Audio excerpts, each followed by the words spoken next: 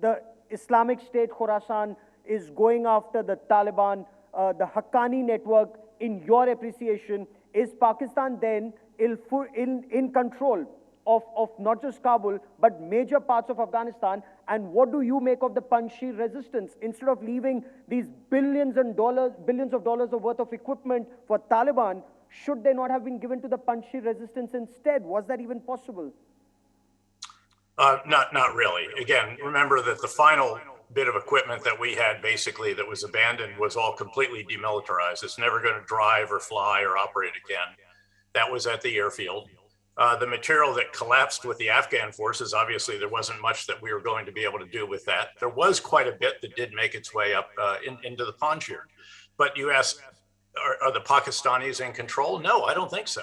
They've never really controlled. They have a relationship. They can communicate with the Haqqani, as they always did when the Haqqani headquarters was located within a couple of kilometers of the Pakistani army headquarters in North Waziristan. So again, there is communication, but there is not control. And I don't think Siraj Haqqani is going to take orders from Islamabad unless he wants to accept those orders. And the same will be true actually with respect to the Taliban leadership itself in Mullah Baradar, who, as I mentioned, is not even in Kabul right now because of the difference of opinion.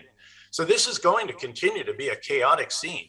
And again, Afghanistan is broke. It has no money. The reserves around the world are frozen. The IMF and World Bank have put them on hold. As you noted, individuals want to provide humanitarian assistance, but not through the Taliban. They do not want to strengthen the Taliban, this, again, ultra conservative, extreme version of Islam. So again, tragically, as is so often the case in these situations, it's the people who are going to pay the price for what has happened. Because reports seem to indicate that Taliban is already using food as a weapon. They are starving out minorities. They are starving out people who are resisting them. So what do you foresee in the weeks, months ahead? A civil war in Afghanistan, different factions fighting with each other, or is it time for the United Nations to intervene? Because who else can deliver all that aid that Afghanistan requires to all sections and not just to a section that the Taliban may want? Well, I'm sure that, again, the United Nations and others will come forward. A number of international aid organizations are seeking to provide more assistance. There's a keen recognition of what I have described, that this is going to be very, very grim during this winter, that the result will be, as I said, millions of refugees, very cold, dark, hungry winter lies ahead. But it's going to be very difficult. You're not going to see any country go in with force of arms and say, okay, we're taking over. We're going to, shove aside Taliban. You guys can't do this.